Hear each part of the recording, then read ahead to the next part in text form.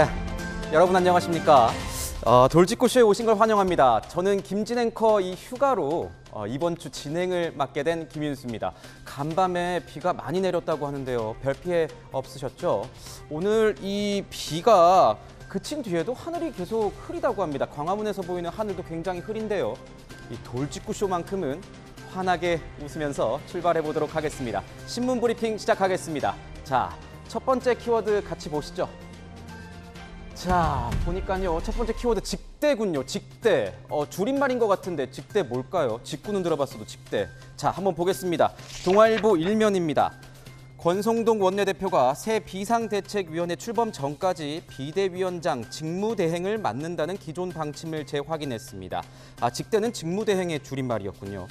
국민의힘은 어제 의원총회에서 새 비대위 출범을 위한 당헌, 당규 개정안도 추인했습니다. 추석 전 모든 절차가 마무리되면 권 원내대표도 물러날 가능성이 크다고 동아일보는 전하고 있습니다.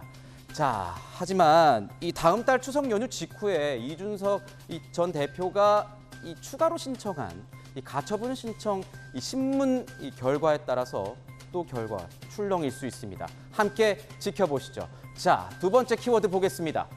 자, 두 번째 키워드는 이겁니다. 배상. 배상 뭐냐? 남의 권리를 침해한 사람이 그 손해를 물어주는 걸 배상이라고 하는데요. 어떤 걸 배상할까요? 보시죠. 한국일보 일면입니다.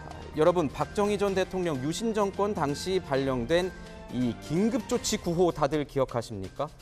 민주화운동 탄압을 위해 유신 헌법을 부정하는 행위를 하면 영장 없이 체포, 구금까지 할 수 있었던 조치인데요. 7년 전 국가의 배상 책임이 없다는 기존 판례를 어제 대법원이 뒤집었습니다. 국가가 배상 책임이 있다고 결론을 내린 겁니다.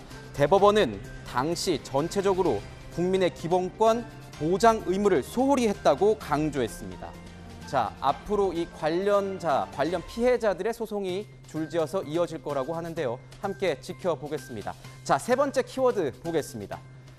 자, 세 번째 키워드 뭘까요? 최고군요. 최고. 좋은 뜻인데 사실 이 최고는 저 같은 서민에게는 그렇게 반갑지는 않은 최고입니다. 보시죠. 자, 한겨레 8면입니다. 은행권 가계대출 평균 금리가 4.52%로 9년 4개월 만에 최고 수준으로 올라갔습니다. 한국은행이 최근 빅스텝까지 단행하면서 이 기준금리 인상 행보를 이어가자 결국 대출 금리까지 급등했다는 겁니다. 주택담보대출 평균 금리는 얼마인 줄 아십니까? 얼마일까요? 4.16%로 9년 6개월 만에 최고치를 기록했습니다. 자, 이렇게 연일 치솟는 금리예요.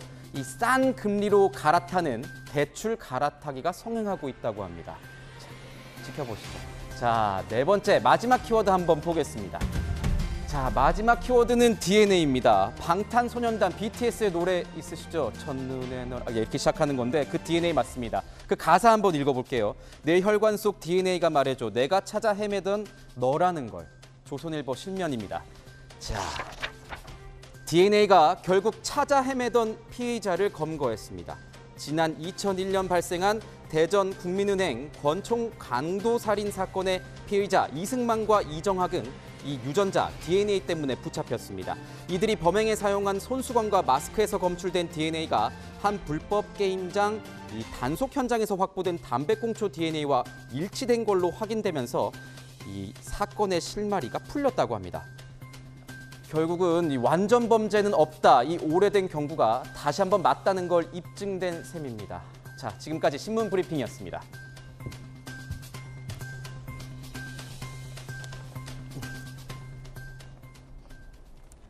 네, 오늘 돌직구쇼 함께해 주실 출연자분들 소개하겠습니다. 네, 먼저 서재현 민주당 조직강화특별위원, 전용기 민주당 국회의원 나오셨습니다. 그리고 전주혜 국민의힘 국회의원, 정혁진 변호사 함께하겠습니다. 어서 오십시오. 네, 반갑습니다. 네, 시작해볼까요? 어제 국민의힘은 4시간이 넘는 마라톤 의총 끝에 이 권성동 대행체제와 비대위 출범을 못 박았습니다.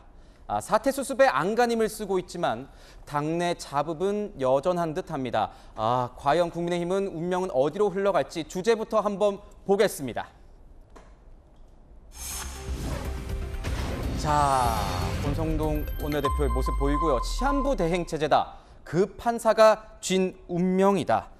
자, 사퇴 논란 속에 이 정면 돌파에 나선 권성동 원내대표 어제 발언 중요합니다. 한번 들어보시죠. 지금 이규는 당대표 징계라는 초유의 사태와 당원 당규의 미비가 결합한 구조적인 문제입니다. 당원 당규 개정을 통한 새로운 비대위 출범 말고 어떤 대안이 있습니까? 비대위 출범 이전 최고의 체제로의 복귀는 불가능합니다. 자, 정혁진 변호사님, 지금 보면요, 저 의총 자리에서 당헌 개정안 추인을 했다. 그리고 권성동 체제 비대위 출범을 합의했다. 이런 얘기가 나옵니다. 옆에 전주혜 의원님 나오시지만 좀 이따 여쭤보고 자, 어제 이 당헌 개정안 내용 어떤 내용이 들어가 있습니까? 일단은 그 비대위가 성립이 되려면 비상 상황이 있어야 되지 않겠습니까? 그런데 법원은 지난번 가처분 결정문에서 그 당시 지금 그 국민의힘 상황이 비상 상황이 아니다. 다시 말해서 최고위원회의 기능이 살아있다. 그러니까 지금 그 당원을 이렇게 바꾸겠다는 거예요. 어떻게 바꾸냐면은 선출직 최고위원이 5명이 있는데 그중에 4명이 사퇴하면 아예 비상 상황이다. 이런 상황은 비상 상황에 대한 정의 규정을 보다 명확히 하겠다라고 하는 것 같은데 네. 전주혜 의원 옆에 계셔서 죄송하지만 저는 그게 말이 안 된다라고 생각을 합니다. 아하. 왜냐하면 최고위원회가 어떻게 구성이 되어 있냐면요. 9명으로 구성되어 있거든요. 당대표, 원내대표, 정책위 의장, 그다음에 최고위원이 6명인데 그중에 1명은 당대표가 지명하도록 되어 있으니까 선출직 최고위원은 5명이란 말이에요. 그중에 4명이 사퇴하면 비상 상황이다. 이게 상식적으로 말이 되는가? 왜냐하면 9명 중에 4명이 사퇴하면 5명이 남아있는데 그 5명 중에는 당대표도 있고 원내대표도 있고 정책위 의장도 있단 말이에요. 그렇게 5명이 엄연히 살아있는데 그것을 비상 상황이라고 할 수 있는가? 지금과 같은 상황이니까 그게 뭐 그럴 수도 있다라고 하지만 정상적인 상황, 정상적인 당대표가 있고 정상적인 원내대표가 있는데 최고위원들 4명이 그냥 우르르 나가버리면 그걸 비상 상황이라 할 수 있는가? 저는 이렇게 개정되면 앞으로도 계속 큰 문제가 될 것 같고 무엇보다도 이거는 뭐 민주당 당원 개정하는 거나 국민의힘 당원 개정하는 거나 50보 100보다라는 생각들을 많은 사람들이 하지 않을까 저는 그렇게 우려가 됩니다. 자, 옆에 전주혜 의원님 계시지만 양해를 구하고 이렇게 지적, 비판을 해주셨는데 전주혜 의원님께 여쭤볼게요. 자, 이런 비판도 어제 의총장에서 있었을 것 같습니다. 지적도 있었을 것 같은데 어제 의총 분위기는 어땠습니까? 어제 의총 분위기는 이제 현재 이제 이 상황을 어떻게 좀 극복할 것이냐, 뭐 거기에 대해서 지난 27일, 그러니까 토요일에 있었던 이제 의원총회에 이어서 또 뭐 여러 가지 의견이 나왔고요. 지난 27일에 저희가 의결을 한 것처럼 이것을 이제 새로운 그러면 그 당원 당규를 정비해서 빨리 좀 새로운 비대위를 좀 출범하는 쪽으로 그렇게 총회가 모여졌기 때문에 이제 그러한 것을 어제 또 한번 재확인했습니다. 그리고 어제 가장 중요한 안건은 여기에 맞춘 그 당원 당규 개정안이죠.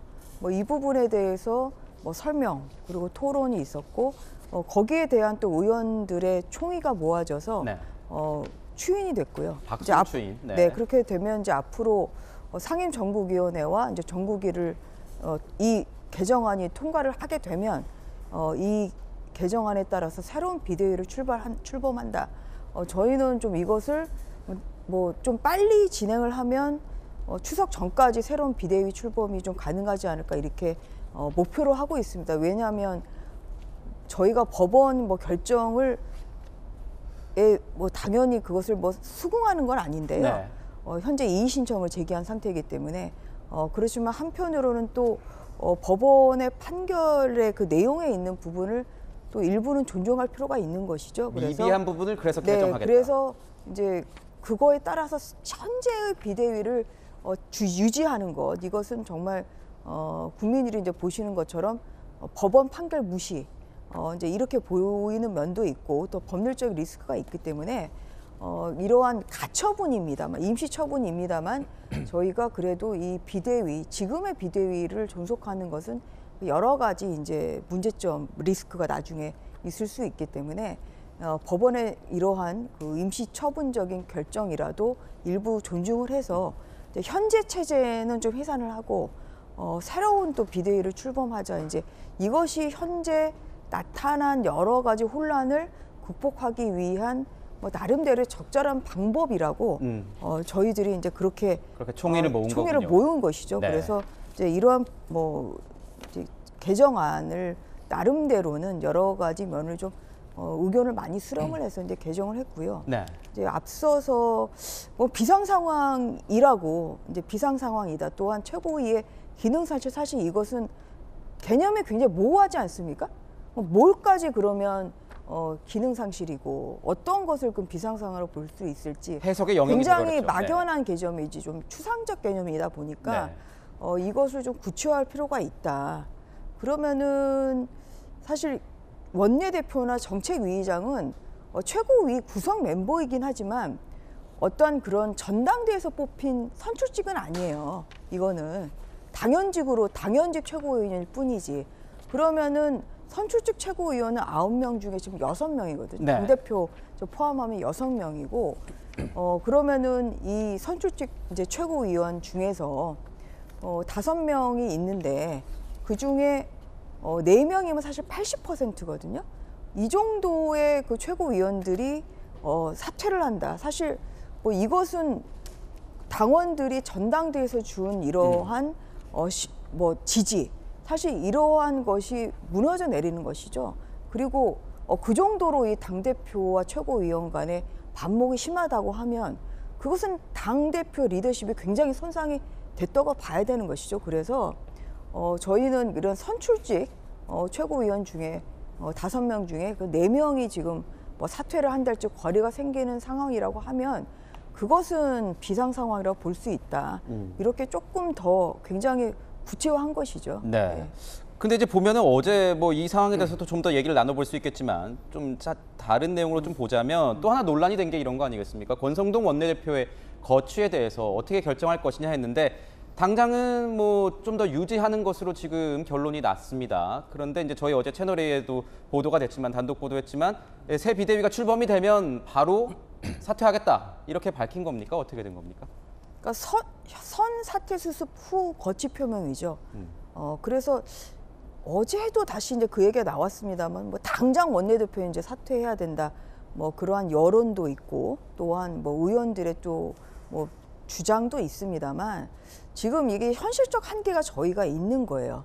왜냐하면은 현재 지금 원내대표가 또 비대위원장 지금 직무대행이거든요. 네.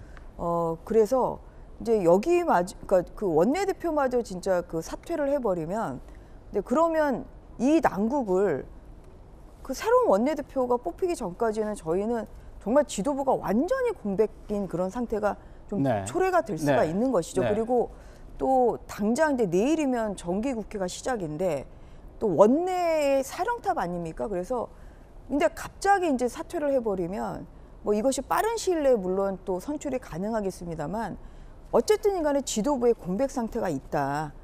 이러한 현실적인 한계가 있는 것이고요.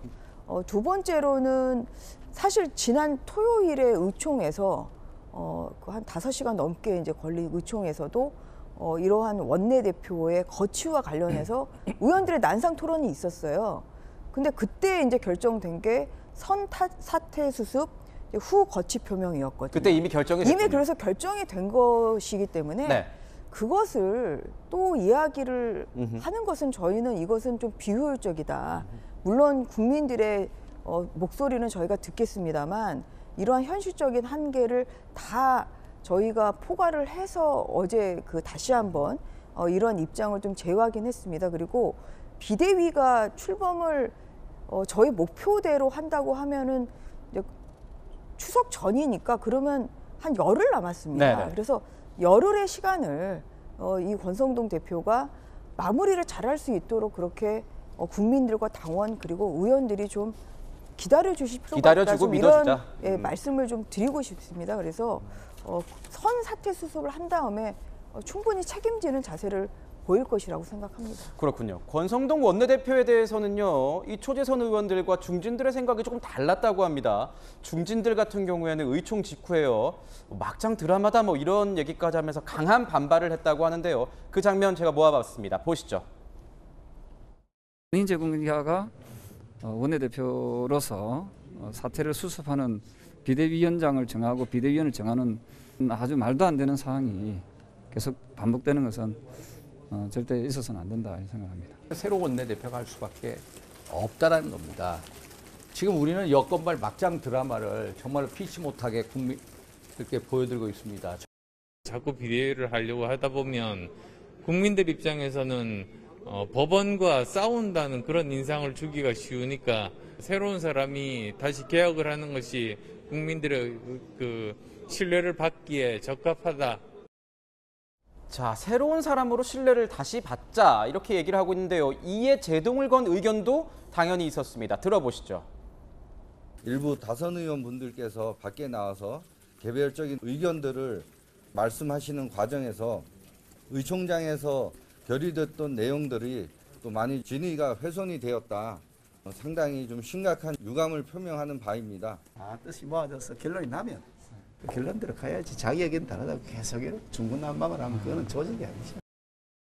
자, 서재원 위원께 좀 여쭤보고 싶어요. 네. 지금 같은 당에서도 여러 가지 얘기가 나오고 있는데 특히 보면 초재선 의원들 그리고 중진들 간의 의견이 명확하게 좀 갈리는 것 같은데 그 이유가 뭡니까? 네, 그러니까 민주주의 사회에서 생각이 다른 것은 당연한 것이고 자유롭게 얘기하는 것도 당연한 것인데 오해받기 쉬운 것이죠. 왜냐하면 이제 뭐 특정 의원을 제가 거명한 그렇지만 5선, 4선, 3선 이분들은 사실 당의 걱정 플러스 자기 정치하는 것이죠. 원내대표나 당대표 혹은 뭐 그거 이상의 어떤 공천이 이제 또 내년에 이제 바로 시행되다 보니까 그런 것이 혼합돼서 더 혼란을 부추기는 것이고 초선 의원 같은 경우는 아무래도 이제 그 당내 안정화가 좀 더 중요하다 보니까 어떤 문제점을 알고 있지만 일단 이 부분은 해결하고 가자. 이런 부분인데 저는 계속 본질을 놓치고 있다, 국민의힘이. 왜냐하면 이준석 당대표를 손을 들어준 법원은 무엇이냐면 당원의 뽑은 당대표의 권한을 비상대책위원장이나 비대위를 규정함으로써 그 권한을 침해받을 수 있다. 그래서 이 부분에 대해서 당원이 주인인 것인데 이것을 비상 상황을 임의적으로 해서 그 이제 본질을 놓치고 계속 그런 어떤 당헌 개정을 하는 식으로 하다 보면 이게 꼼수를 넘어서 해결을 하지 못하고 말씀드렸지만 지금 또 의원님들처럼 이제 계속 논쟁이 가지 않습니까? 이 자중질환이 가는 길을 계속 가고 있다라고 저는 생각이 드는 거죠. 그렇군요. 아니, 전재 의원님께 좀 여쭤볼게요. 네. 지금 이렇게 당이 합심이 안 되는 모습이에요. 그런데 거기다가 중진과 초재선이 좀 갈려 보이는 모양새다. 이런 보도들이 나오고 있거든요. 그렇습니까? 그렇게 그 밖에 나가서 지난 27일 의원총회에서 모여진 총회와 다르게 이야기하시는 분은 제가 봤을 땐 5손가락 안에 뽑습니다. 아까 나왔던 그분들 플러스 한두 명 정도 되시는 건가요? 이게 무슨 삼사판입니까? 정했으면 27일에 저희가 5시간 동안의 경론을 통해서 4가지를 정했어요. 뭐 최고위로 갈지 말지 복원을 해야 되는지 아니면 뭐 새로운 비대위 체제로 다시 갈지 이걸 가지고 결정을 해서 다시 그 총회를 모아서 내린 결론이 새로운 비대위를 출범한다. 그리고 이를 위해서는 빨리 당원 당규를 개정한다 이거였거든요. 그다음에 권성동 원내대표의 거취에 대해서도 일단은 사퇴 수습을 하는 먼저다. 것이 우선이다. 네. 일단 설거지부터 한 다음에 그다음에 이게 새술은 새 부대에 담는 것이다. 사실 이러한 총의가 다 모아졌습니다. 그게 27일인데요. 이거를 가지고 좀 계속 몇 분의 의원님들이 또 어제도 뭐 얘기를 하고 또 이렇게 언론에 나가서 얘기를 하는 것은 이것은 정말 그 빨리 이 사퇴 투습을 해야 되는 당의 행보에 굉장히 저해되는 행위를 한 거죠. 저해되는 행동이다. 네, 그래서 어제 초선 의원들이 아까 뭐 노영호 의원 나왔습니다만 의총 끝난 다음에 초선 의원들이 이렇게 회의를 했어요. 그래서 나온 이제 내용이 뭐 이런 것이죠. 그래서 그 결론에 대해서 결론과 다른 의견을 언론이나 SNS를 통해서 개진하는 것은 이것은 당의 혼란을 가중시키는 것이다. 네.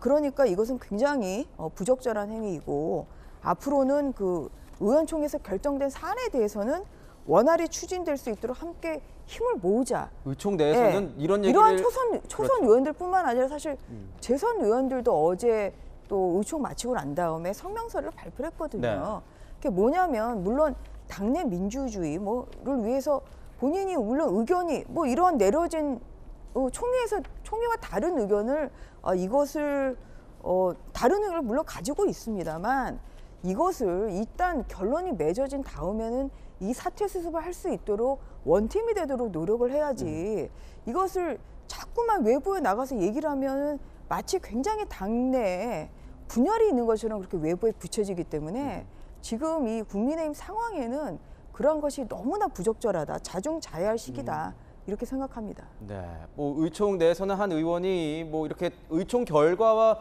다른 얘기를 하는 의원들에 대해서는 윤리위 회부해야 되는 것 아니냐 이런 얘기했다가 중진들의 반발을 샀다 이런 보도도 제가 봤는데, 자 전용기 의원께 여쭤볼게요. 네. 권은 원내대표가 한 10여일 남았지 않았습니까? 버틸 수 있을까요? 어떻게 보십니까? 진퇴양난이죠. 예, 뭐 한마디로 표현하면은 진짜 어쩔 수가 없어서 지금 권 원내대표가 이렇게 활동을 하고 있는 것이고 이런 의총에서도 내용으로 보이고 있는 것인데, 사실 원인을 알아야 결과도 만들 수 있지 않습니까? 이 원인은 뻔하지 않습니까? 이준석 대표를 어떻게든 사실 좀 굉장히 비민주적으로 끊어내려고 했던 이 원인으로 촉발해서 지금 이 상황까지 온 건데, 이것은 진짜로 답 없는 상황이다 이렇게밖에 볼 수 없을 것 같아요. 왜냐하면 누가 와도 이준석 대표는 가처분 신청을 넣을 것이고요. 법원은 이미 선행된 판결문이 있기 때문에 또다시 한번 가처분을 인용할 수 있는 그런 근거가 생겨버린 거죠. 그런 상황이기 때문에 굉장히 진퇴양난이고, 이 사실 해법은 이준석 대표를 기다리는 수밖에 없다. 그런 상황이라서 더 어려워지는 것입니다. 사실 이것을 해결하기 위해서는 누군가가 좀 큰 결단을 해야 되지 않나, 저는 그렇게 보고 근데 있습니다. 이제 현실적으로는 그게 굉장히 불가능한 게 뭐냐면, 이번 그 26일에 내려진 가처분의 결정은 딱 하나의 주문이라는 게 이게 구속력이 있는 건데, 주문은 비대위원장 직무 정지입니다. 저도 비대위원이거든요. 그래서 뭐 비대위원으로서 활동을 저는 충분히 할 수 있어요. 현재는 그래서 9명의 비대위원 중에 1명만 지금 일을 못하는 것이고 나머지 8명은 지금 일을 할 수 있는 것이죠. 그런데 이제 이 결정을 가지고, 그러니까 그러면 이 비대위 전환이 무효냐 아니냐, 이거는 이 재판부에서 결정하는 게 아니에요. 이거는 민사본안재판부에서 이제 결정을 해야 되는 것이죠. 네. 근데 이 재판이 확정까지 1심, 2심, 3심 있지 않습니까? 확정까지는 최소한 한 3년 정도가 걸립니다. 3년이요? 네. 이 본안재판이 아직 첫 변론길도 아직 잡히지도 지정도 안 된 상태예요. 그러니까 이 무효라는, 이 비대위 전환이 무효라는 법원의 본안 확정 판결이 나와야 그때서야 비로소 국민의힘은 최고위로 복귀가 가능한 겁니다. 이거 법을 뛰어넘는 결정을 할 수는 없는 거거든요. 두 번째로는 당원 당규상 아무리 우리가 총의를 모아도 이거를 뒤로 돌릴 수 있는 방법이 없어요. 왜냐하면 비대위가 출범하는 순간 최고위는 해산된다 이렇게 현재 당원 당규가 이렇게 되어 있고, 네. 그리고 법원에서 그 가처분 내린 것은 비대위원장 직무정지 이것일 뿐이기 때문에, 그래서 이것을 저희가 당원 단계를 뛰어넘는 그런 행위를 하면 안 되는 거죠. 그래서 현실적으로 어제 그 얘기도 나왔어요. 이 의총에서 최고위로 복원한다고 하자. 이거에 대해서 그러면 누가 당원이 가처분을 하면 이거 안 받아들이겠냐? 이거는 100% 받아들여집니다. 이 최고위 복원에 대해서도 네. 한들 이게 또 가처분이 또 받아들여질 수 있어요. 왜냐하면 이건 당원 당규상 규정도 없고요. 갈 수 있는 방법이 없어요.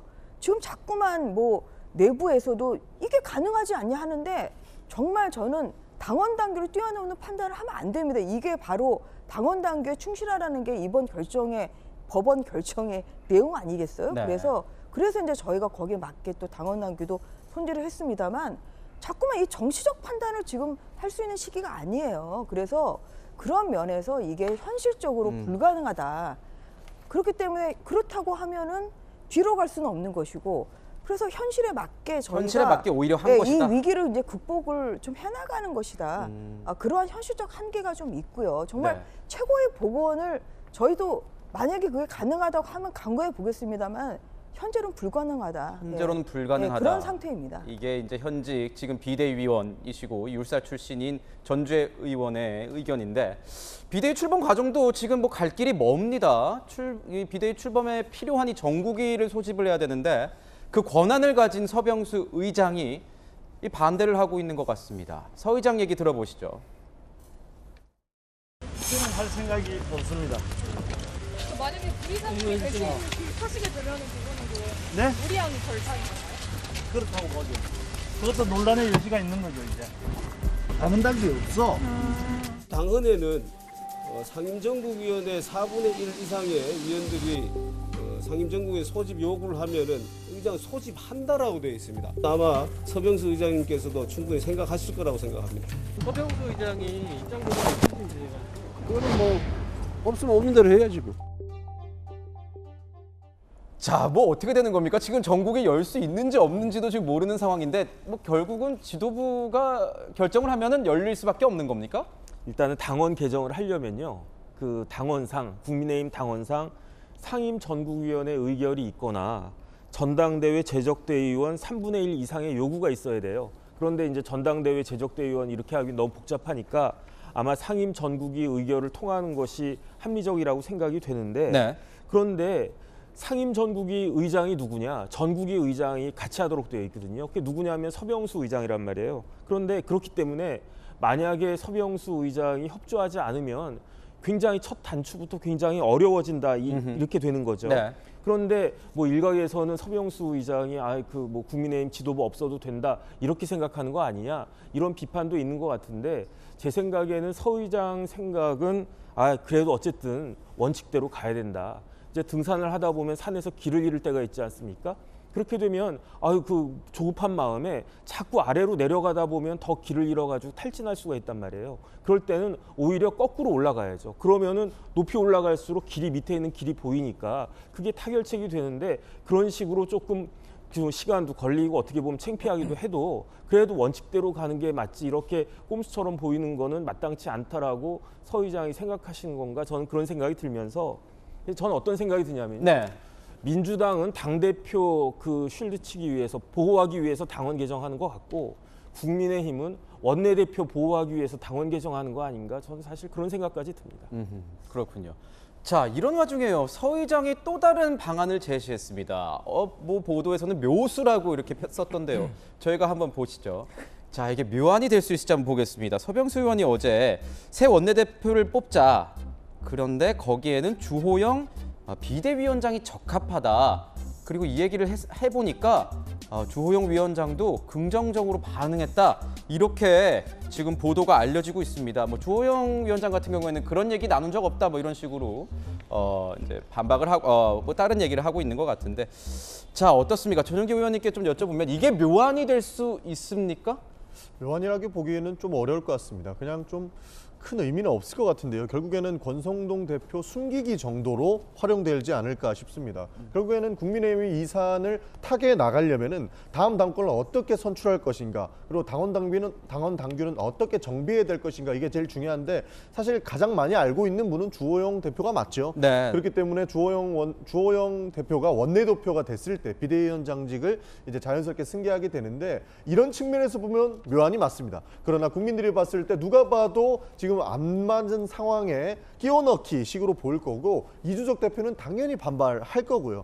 이렇게 됐을 때에는 사실 이게 묘안으로 보일 수도 있지만 그냥 권성동 대표 숨기기고 또 다른 내용의 시발점이 되지 않을까, 저는 그렇게 보고 있습니다. 저것은 묘안이 될 수 없고 권성동 원내대표를 숨기기 위한 하나의 꼼수일 수 있다, 이렇게 말씀을 지금 해주셨는데, 지금 뭐 얘기를 좀 더 이어가 보면 이 추가 가처분 신청을 한 이준석 전 대표가 있죠. 여기에 맞불을 놓은 게 이제 가처분 이의 신청을 한 주호영 위원장인데, 공교롭게도 같은 날 이 지난 가처분과 같은 재판부를 통해서 신문을 받는다고 알려져 있습니다. 자, 전주 의원님께 오늘 많이 여쭤보게 되는데 뭐 어떻게 되는 겁니까? 기피 신청을 국민의힘 입장에서는 뭐 생각을 하고 계신 건지, 일각에서는 여전히 뭐 이준석 전 대표에게 유리한 것 아니겠느냐, 뭐 이런 얘기도 나오거든요.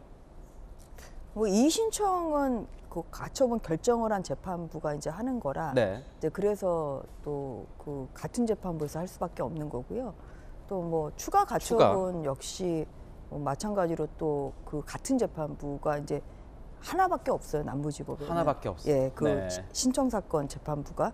네, 그러다 보니까 이제 뭐 같은 날 진행한다 지금 이렇게 보도가 나오고 있고, 저희가 뭐 그 부분에 있어서는 좀 아직 그 특히 추가 가처분에 대해서는 좀 또 법률적인 검토나 뭐 여러 가지 것을 좀 대비를 해야 되겠죠. 대비를 좀 더 해야겠다. 근데 같은 재판부가 이의 신청을 하면 저희는 그건 당연히 기각될 거라고 생각합니다. 본인이 오른손이 한 일을 뭐 왼손이 모를 수가 없는데, 같은 재판부가 내리는 그런 그 이의 신청에 대해서는 뭐 기각 가능성이 훨씬 크다.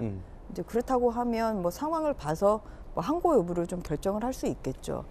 그다음에 이제 추가 가처분도 또 같은 재판부가 좀 하다 보니까 그 부분도 같은 재판부라면 또 비대위원들 뭐 이제 저도 피신청인에 포함이 돼 있습니다만 이제 비대위원들에 대한 뭐 직무 정지 가처분 뭐 이것도 뭐 인용 가능성이 당연히 이제 크다고 봐야 되겠죠. 그런데 이제 저희가 뭐 그 전에 9월 14일이라고 지금 이렇게 나오고 있잖아요. 저는 현재 어떤 그런 뭐 소환장을 지금 뭐 직접 받지는 못한 상태인데요.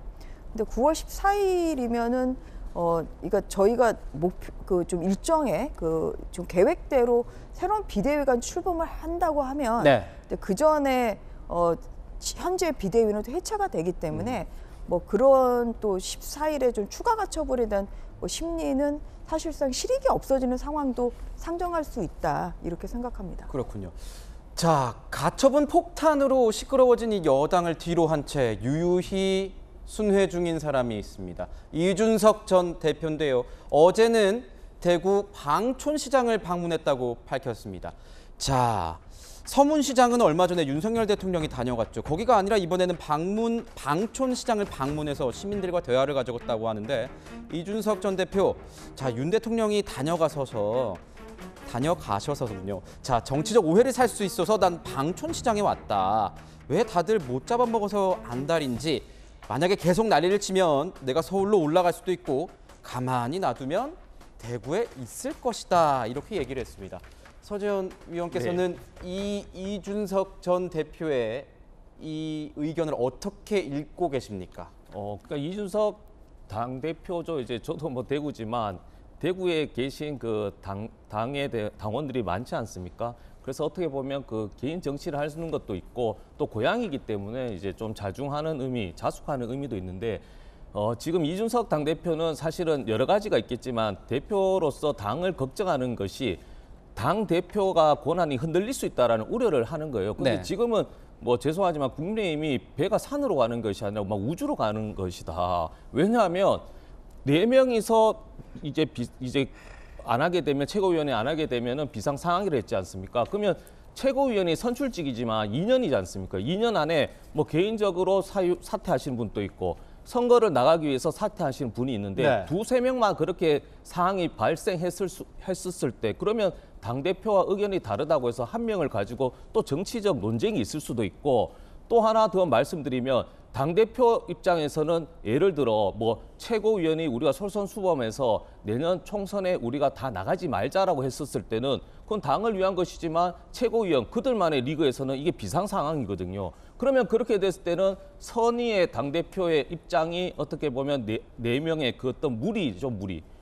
그들만의 의견에 따라서 당이 흔들릴 수 있다. 그리고 더 나가서 굉장히 심각한 것은 비대위원이 또 그 당대표 권한을 이제 명시했어요. 당은 그걸. 그러면은 비대위원장이 개인 정치를 하게 되면 당대표 권한 있으면은 사무총장도 바꿀 수 있죠. 당직자 개편도 할 수 있죠. 그러면 더 큰 혼란을 일으킬 수 있기 때문에 저는 이런 식으로 가면 이준석 당대표가 이제 대구에서 다시 서울로 올라올 것 같습니다. 그렇군요. 아까도 산으로도 가고 우주로도 가고 이제 또 어떻게 될지 한번 지켜봐야겠군요. 자, 지금 뭐 야당에서는 여당이 여당이길 포기한 것 같다 이런 식으로 하면서 지적, 비판을 이어가고 있습니다. 앞으로 한 10여일 정도 가처분 신청 이 신문 기일까지 남아 있는데 새 비대위 출범까지 어떤 상황이 이어질지 계속 지켜보도록 하겠습니다. 두 번째 이슈 보겠습니다. 자, 이번에는 대통령실 얘기인데요. 이렇게 잡아봤습니다. 자, 보석 3점 뭘까요? 용산 좌불안석이다. 자, 이런 얘기입니다. 김건희 여사가 이 해외 순방에서 착용한 보석 3점이 논란이 되고 있습니다. 용산에 부는 칼바람에 관계자들이 좌불안석이라는 얘기까지 저희가 한번 다뤄볼까 합니다. 어떤 얘기인지 하나하나 짚어보겠습니다. 자, 먼저 어제 윤석열 대통령이 서울 구로구에 위치한 한 가족센터를 방문했는데요. 그 모습 보겠습니다.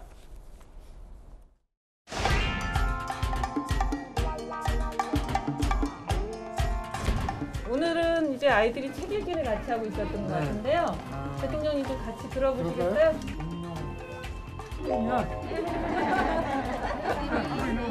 공룡들이 커다란 엉덩이를 흔들며 똥대포를 쏘지 뭐예요. 대포할 만한 똥을 포를 잡고 소리쳤어요. 우리 다 같이 다 잡아볼까요?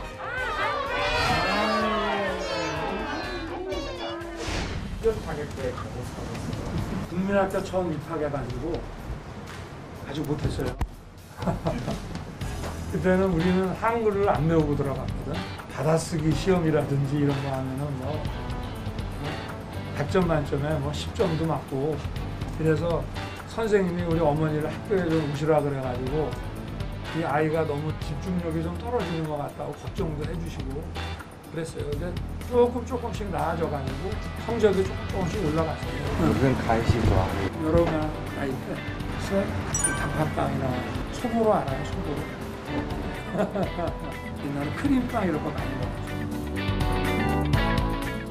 네, 먹는 이야기가 또 빠지지 않았군요. 마지막에 먹는 이야기까지 있는데 저는 이 모습, 대통령의 이 발언이 굉장히 좀 눈에 띄었습니다. 처음에 들어갔을 때는 받아쓰기가 10점이었다는 거예요. 네. 전 10점 만점에 10점인 줄 알았는데 그게 아니라 100점 만점에 10점이면 많이 틀린 건데 이게 어떻게 보면 또 다르게 해석이 될 수도 있을 것 같아요. 어떻게 보셨습니까? 그냥 사실 그대로를 얘기하신 거 아닌가 싶어요. 근데 처음에는 그렇게 또 공부를 잘 못했지만 그러니까 좀 공부를 잘한 사람들은 어렸을 때부터 잘했다고 보통 생각을 하잖아요. 그런데 뭐 대통령도 또 그렇게 좀 뒤처지는 그런 경험이 뭐 있었다. 뭐 이러한 좀 옛날의 좀 경험을 좀 본인의 정치 입문과도 같이 생각한 걸까요? 근데 뭐 그런 의미까지는 저는 아니라고 생각합니다. 진짜 10점을 맞으신 적이 있으신 것 같아요. 그리고 이게 국민학교 처음 입학했을 때 이렇게 얘기를 하시더라고요. 근데 요새는 이제 초등학교로 바뀌었잖아요. 네. 근데 그 당시는 또 국민학교였기 때문에 자연스럽게 국민학교라는 이제 말씀도 하시고, 그래서 좀 어머니가 그래서 또 학교에 왔다. 왜냐하면 너무 이제 이렇게 성적이 부진하면 상담을 또 하게 되죠. 또 선생님 엄마 오셔라. 이제 이러니까 어머니 모실 정도면 많이 심각한 상황이 있었던 건데. 그래서 뭐 그 당시에 또 뭐 선행이 있는 시절이 아니라서 지금이야 뭐 아주 어렸을 때 초등학교 입학하기 전부터 그렇죠. 다 지금이랑 또 학구열이 다를 한글 수 익히고 이제 그렇게 다는데 그때는 뭐 미리 공부를 안 하고 뭐 한글을 또 못 익히고 또 초등학교 입학하는 경우도 있고 이랬다 보니까 좀 분위기를 편하게 이끄시기 위해서 또 그런 말씀을 하신 것 같습니다. 그렇군요. 자, 대통령은 이렇게 정치 현안과는 좀 멀리 떨어진 이런 행보들을 보이고 있는데 같은 날 국회에서는 대통령과 관련된 이슈가 벌어졌습니다. 이 대통령 재산 신고 누락을 두고 공방이 벌어졌습니다. 먼저 김의겸 의원 SNS에서 귀금속 3점을 왜 누락했느냐 이렇게 지적을 했습니다. 자, 지금 보면 김건희 여사의 뭐 목걸이, 팔찌, 브로치 이 보석을 보유한 걸로 보이는데 재산 등록에서 신고가 누락됐다 이렇게 주장을 하고 있습니다. 자, 같은 내용을요. 운영위 소속이자 지금 제 옆에 앉아 계신 전용기 의원이 따져 물었다고 합니다. 들어보시죠. 김건희 여사가 나토 순방 때 착용하셨던 목걸이랑 팔찌가 고가다 아니다 뭐 이런 기사가 나왔었던 걸 봤습니다. 혹시 보셨죠? 예, 보도는 봤습니다. 전용기 의원님, 그 결산 관련 아니지 않습니까? 확인 한번 하겠습니다. 확인만. 재산 신고 보니까 보석류는 하나도 신고를 안 했더라고요. 혹시 그거 확인해 보셨습니까? 저희 총무비서관실에서 보증 신고했는지 그 부분에 대해서는 검증을 하지 않습니다. 사실 이 해당 기사가 나왔을 때 뭐 협찬인지 대연지 뭐 아무런 해명이 없어가지고 이거 관련해가지고 자, 전용기 의원님 그 정도 아시죠? 예, 전용기 의원님. 지금 자리에 전용기 의원이 앉아 있습니다. 돌직구쇼가 역시 출연 섭외력이 굉장하군요. 자, 잠시 후 얘기 나눠보고요. 먼저 이 서 의원님께 여쭤볼게요. 증권맨 출신이시고 또 숫자에 밝으시니까 이거 하나 여쭤보겠습니다. 재산 신고는 당연히 꼼꼼히 해야 됩니다. 공직자로서는. 윤 대통령 재산 목록을 보면 토지, 건물, 예금입니다. 지금 민주작이 지적대로 보석은 없어요. 공직자 재산 신고에 차량이나 보석도 넣어야 되는 거 아닙니까? 그렇죠. 뭐 증권맨 출신이니까 사실 주식도 신고해야 됩니다. 그렇죠. 주식도 실거래가 이제 12월 31일 기준으로 하고 비상장 주식도 신고해야 되고요. 당연히 보석도 신고해야 되고 차량 같은 경우에도 이제 뭐 감가상각을 적용해가지고 그때 구매가보다는 이제 감가상각에서 실제 이제 거래 가격을 다 씁니다. 네. 보험도 마찬가지고. 근데 이제 말씀드리자면 목걸이 같은 경우는 일반적으로는 그 재산 가치가 뭐 있을 수도 있고 없을 수도 있는데 지금 언론에 나오는 것은 지금 끼고 계신 목걸이 자체가 뭐 6천만 원. 뭐 금액은 정확히는 알 수는 없지만 고가라면 저는 재산 가치가 분명히 있는 것이거든요. 그래서 신고를 해야 되는 것이 맞습니다. 자, 그런데 보면은 대통령실에서는 이렇게 얘기하고 있는 겁니다. 지인에게 빌린 거다. 그래서 신고 대상이 아니다. 이렇게 지금 주장을 하고 있습니다. 자, 정혁진 변호사님께 여쭤보겠습니다. 맞습니까? 네, 그거는 맞죠. 왜냐하면 공직자윤리법에 규정이 있거든요. 네. 4조에 어떻게 되어 있냐면 등록 대상 재산을 규정하고 있어요. 그래서 조금 전에 서 의원님 말씀하신 것처럼 대표적인 게 부동산, 뭐 자동차, 그다음에 심지어 뭐 현금, 뭐 보석 이런 거 다 등록하도록 되어 있거든요. 그런데 어떤 재산을 등록하느냐? 본인이 소유하고 있는 재산을 등록하는 거예요. 그러니까 빌린 재산을 등록할 수는 없는 거고 등록할 필요도 없는 거죠. 그 다음에 이제 그러니까 2점은 빌렸다라고 하니까 만약에 진짜로 빌렸다라고 하면 이거는 등록 대상 재산에 포함되지 않는 거고 또 하나는 뭐 가격이 이렇게 비싼 게 아니다. 왜냐하면 법에 어떻게 되어 있냐면요. 보석 같은 경우에는 500만 원 이상이 되어야지 이제 등록한다 이렇게 되어 있거든요. 그런데 500만 원이 안 되고 뭐 한 300~400만 원 정도 되는 뭐 목걸이였다 예컨대. 그러면 그건 등록 대상 재산은 아니다. 법적으로는 사실 그렇긴 한데 그 부분은 좀 더 정확히 밝히는 게 더 좋지 않을까 하는 생각은 듭니다. 자, 이 이슈를 운영위에서 공개적으로 이 논란으로 만든 전 의원님께 이제 한번 여쭤봐야 될 것 같은데 대통령실에서 이렇게 설명한 것, 해명한 것이 좀 달라서 뭐 이렇게 좀 논란이 되기도 했습니다. 지금 보면 운영위가 끝난 뒤에서 대통령실에서 이제 해명을 했는데 해당 액세서리가 현지에서 빌린 것이다 이렇게 이제 해명을 했다가 대통령실 대변인실에서는 현지에서 빌렸다 설명한 사실 자체가 없다 하지 않은 얘기를 전파해서 유감이다 이런 반박 성명을 냈습니다. 뭐 어떻게 된 겁니까, 의원님? 그러니까 이게 권성도 원내대표께서 이제 비서관께 총무비서관께 해명의 기회를 줬으면 이런 문제는 애초에 생기지도 않았을 겁니다.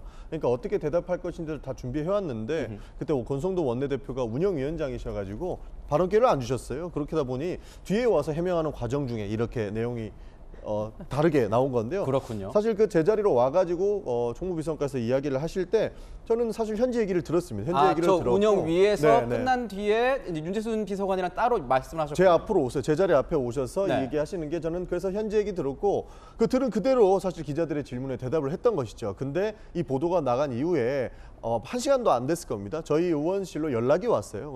대통령실 총무비서관실에서 현지에서 빌렸다고 보도가 나갔는데 그게 아니다. 그게 아니고 3점 중에 2점은 지인에게 빌렸고 1점은 소상공인에게 산 것이다. 그렇기 때문에 이 해당 보도를 정정해 줄 수 있겠느냐라고 저희한테 정정보도 요청이 왔습니다. 그래서 이게 공식적인 해명이라면 당연히 정정을 해드려야 되는 것이죠. 뭐 대화 과정 중에 어떠한 이야기가 있었는지 뭐 불필요한 오해를 만들지 않기 위해서는 정정보도 요청을 하는 게 맞다고 생각해서 실제로 국회에 출입하는 많은 분들, 많은 기자들한테 거의 대부분의 기자들한테 이것은 정정 보도를 요청한다. 지인에게 2점을 구입했고 1점은 소상공인한테 산 거라더라라고 정정 보도 문자를 보냈습니다. 그래서 사실 지금 이렇게 우리는 현지에서 얘기 안 했다 이것만 주장하는 것은 이 사건의 본질을 덮으려고 하는 모습으로 저희는 보고 있는 거죠. 사건의 본질은 뭡니까? 결국에는 김건희 여사가 그 3점의 장신구 중에 2점은 지인에게 빌렸고 1점은 소상공인에게 샀다는 건데 그러면 이 해명만 가지고도 어떤 지인한테 어떻게 빌렸느냐 혹시나 정당한 대가를 지불하고 빌린 것인지 아니면 편법 후원의 목적으로 협찬을 받은 것인지 이제 앞으로는 그 지인이 누구인 건지 이것을 하나하나 밝혀나가야 될 사안인 것이죠. 그래서 뭐 그것이 옳다 아니다 이런 얘기를 할 건 아니고 앞으로에 나온 정확한 사안을 가지고 이제는 다시 한번 해명을 해야 될 것이다. 그렇게 보고 있습니다. 저는 그거는 너무 그거는 나간 거라고 생각합니다. 왜냐하면 빌릴 수 있죠. 빌릴 수 있는 것이고 그것을 돈을 주고 빌리는 게 아니잖아요. 지인 사이에. 친한 사이에는 그것을 그냥 빌려서 잠깐 쓰고 돌려주는 것이지 그거를 어떻게 돈을 주고 빌리겠습니까? 그리고 그걸 누구한테 빌렸는지가 왜 궁금하신 거예요? 그게? 본인이 빌렸다고 해서 반환 사실만 확인하면 되는 것이지 그것을 누구한테 빌렸다는 거 이것이야말로 저는 정치적 공세라고 생각합니다. 두 번째는 뭐냐면 지금 뭐 대통령실에서 나오는 얘기도 뭐 그 하나는 지금 소상공인한테 구입한 것이다. 이거는 굉장히 낮은 가격이기 때문에 네. 500만 원 이상의 한 점당 500만 원 이상의 액세서리만 신고를 하면 되는 것이기 때문에 이것은 당연히 대상이 아닌 것이죠. 그리고 그래서 이제 그 부분에 있어서는 전혀 문제가 없다. 또 하나는 뭐냐면 어제 이제 제대로 대답을 좀 뭐 못했다가 그렇게 얘기하시는데 어제가 결산 심사하는 그 자리였어요. 결산 심사를 의결하는 자리입니다. 그럴 때는 글쎄요, 그 법사위에서도 지난주에 그런 일이 있었죠. 결산 심사할 때 굳이 또 민주당 의원들이 현안질의를 하겠대요. 지금 전원규 의원 물어보시고 현안질의거든요. 결산과 관련된 게 아니에요. 작년도 예산 결산과 관련된 내용이 아니기 때문에 그래서 법사위에서는 이 예산 결산과 관련한 이런 질문을 하고 현안 질의는 하지 않는 게 이게 그동안의 국회 대부분의 상임위 관행입니다.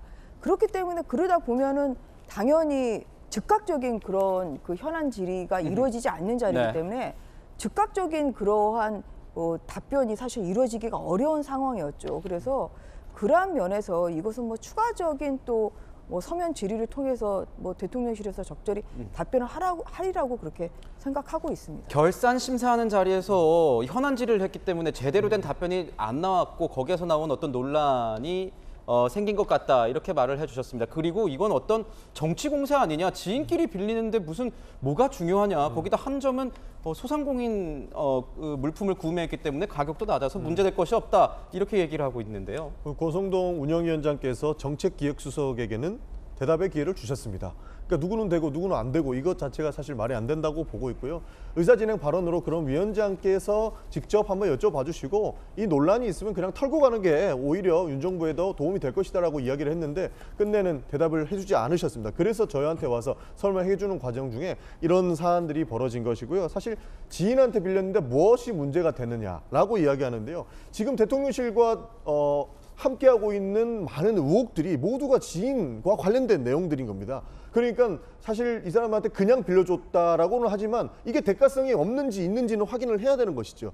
많은 의혹들을 정확하게 해명을 하려면 무엇이 문제고 어떻게부터 어떤 사건들이 있었는지를 하나하나 놓고 봐야 되는데 지금 측면에서는 굉장한 의혹들로 둘러싸여 있고 이게 상당히 이제 보도에 나온 것처럼 굉장히 고가라면 오히려 또 문제가 되는 것 아니냐, 저는 이렇게 반문하고 싶은 심정입니다. 그렇군요. 자, 민주당은 지인에게도 이렇게 빌린 것도 문제라면서 공세를 퍼붓고 있습니다. 여기에 대해서 여당, 국민의힘은 뭐라고 했을까요? 문재인 전 대통령, 자, 김정숙 여사의 의상비 꺼내들었습니다. 맞불을 놨습니다. 보시죠. 지인에게 보석을 빌려 착용했다면 김건희 여사가 사인에게 이익을 제공받은 것입니다. 대통령 배우자가 고가의 외제차를 지인에게 빌려 탔다면 문제가 되는 것과 같은 이치입니다. 김정숙 여사님 의상비와 또 그 액세서리 비용, 그 비용 전체를 비서실에서 추계해 주시기를 저는 그 자료 요청을 다시 드립니다. 자, 조은희 의원이 저렇게 얘기를 했습니다. 김정숙 여사의 의상비 논란은 제가 알기로는 윤석열 대통령 취임 전부터 불거졌는데 국민의힘에서는 아직도 자료를 못 받고 있었던 겁니까? 당연히 못 받고 있죠. 왜냐하면 왜 당연한? 네. 뭐 이게 특활비 그 소송도 했습니다만, 그렇죠. 네. 예, 그런데 결국은 또 특활비 소송에서 패소를 했음에도 불구하고 그것이 대통령 지정 기록물로 지금 대통령 그 기념관의 그 기록물 보관소에 있기 때문에 그래서 저희가 그 부분을 확인할 수가 없는 것이죠. 그래서 그 김정숙 여사 같은 경우도 뭐 이 어떤 뿌렸지, 뭐 시사에 뭐 뿌렸지, 뭐 이게 그러면 얼마짜리고 그걸 어디서 진짜 빌린 거냐, 사실 그 부분부터 좀 해명을 하시는 게 좋을 것 같아요. 그래서 뭐 이러한 그 야당의 공세는 내로남불식이라는 좀 그러한 생각을 좀 하고 있고요. 뭐 다만 국민들이 또 궁금해하는 부분에 네. 있어서는 뭐 여든 야든지 간에 어떤 그런 그 뭐 김정숙 여사의 특활비 부분도 국민들이 궁금해하는 부분에 있어서는 좀 하루 빨리 좀 진상이 밝혀지면 좋을 것 같습니다. 네, 그렇군요. 조혁진 변호사님께서는 그냥 짧게 여쭤볼게요. 네. 다 공개해버리면 되는 거 아닙니까? 논란 왜 계속 생기는 거죠? 아니 그렇게 해야죠. 왜냐하면은 사실 공직자윤리법에 옷은 공개 대상이 아니에요. 아무리 비싼 옷이라고 하더라도 그 옷 얼마짜리 내가 갖고 있다 공개하면 안 되는데 그런데 사실은 일반적으로라고 생각하기보다는 너무나 많은 옷이 이제 드러나 있었고, 그다음에 청와대 옷장도 굉장히 컸던 것으로 기억이 되고, 무엇보다도 청와대 비서관이 대통령 연봉 2억이 넘는데 상당 금액을 옷 사는데 썼다, 뭐 이런 식으로 이야기를 했단 말이죠. 그러니까 이런 부분들은 납득이 안 간다, 일단 그런 측면이 들고요. 마찬가지로 김건희 여사 관련해서도 사실은 이게 부정청탁 방지법하고 저는 관련이 있는 거 아닌가 하는 생각이 드는 것이, 이게 법에 어떻게 되어 있냐면요, 한 회에 100만 원 이상의 금품을 받으면 안 되거든요. 그럼 몇 천만 원짜리를 빌리는데 이게 얼마냐? 예를 들어서 그게 100만 원이 넘어간다 그러면은 문제가 혹시 될 수도 있을 것 같고, 그 다음에 아무리 비싸도 뭐 잠깐 빌리는데 뭐 100만 원 이상이나 될까, 그런 생각을 할 수 있는데, 그런데 저는 이제 전주혜 의원님하고 생각이 조금 틀린 것이, 다른 것이 누가 빌려줬는지가 굉장히 중요하다고 생각을 합니다. 왜냐하면 대가 관계가 인정이 되면 그건 뇌물죄도 될 수 있다라고 저는 보여지거든요. 그렇기 때문에 이런 부분들에 대해서 확실하게 이게 얼마짜리를 누구한테 어떻게 빌렸는지 그렇게 해가지고 정확하게 해명하시는 것이 그 두 분 다 문 전 대통령이나 아니면 지금 뭐 김건희 여사나 그것이 국민들한테 더 좋지 않나 싶습니다. 자, 김건희 여사 보석 얘기 같은 경우에는 이 사안이 불거진 게 얼마 되지 않았습니다. 그래서 사실관계가 아직 나오지 않았기 때문에 한 논란의 단계에 있는 거고요. 좀 더 어떤 해명 단계, 설명 단계를 거쳐야 될 것 같습니다. 자, 김건희 여사 보석 얘기는 여기까지 하고요. 시계 얘기를 이번에 해볼까 합니다. 보석 시계 뭐 많이 다루네요, 오늘. 대통령 시계 얘기인데요. 지난 25일에요. 국민의힘 연찬회가 있었습니다. 그런데 바로 하루 전날에 대통령실에서 의원들에게 시계 선물을 했습니다. 윤석열 대통령의 이 친필 사인이 들어간 이 대통령 시계 선물을 한 거죠. 자, 어떻습니까? 야당 입장에서는 이게 조금 부적절한 것 아니냐, 뭐 이런 얘기도 좀 나오는 것 같아요. 네, 뭐 앞서 의원님 말씀하셨던 김종수 여사 브로치, 이제 그것도 한번 사실관계가 아니라서 정정을 드리면, 뭐 L사에서 뭐 2억이라고 처음에 공격했는데 확인해 보니까 이제 만드신 분이 소상공인. 그래서 뭐 50만 원대, 물론 그것이 비슷하다고 뭐 싸다 말씀드린 게 아니고 사실관계가 아니다 말씀을 드리고요. 시계 같은 경우는 대통령 이제 지인들이 뭐 저한테도 그렇습니다. 뭐 문재인 대통령을 지지하든 지지하지 않든지 뭐 시계 좀 이제 구해줄 수 없냐라고 했었는데요.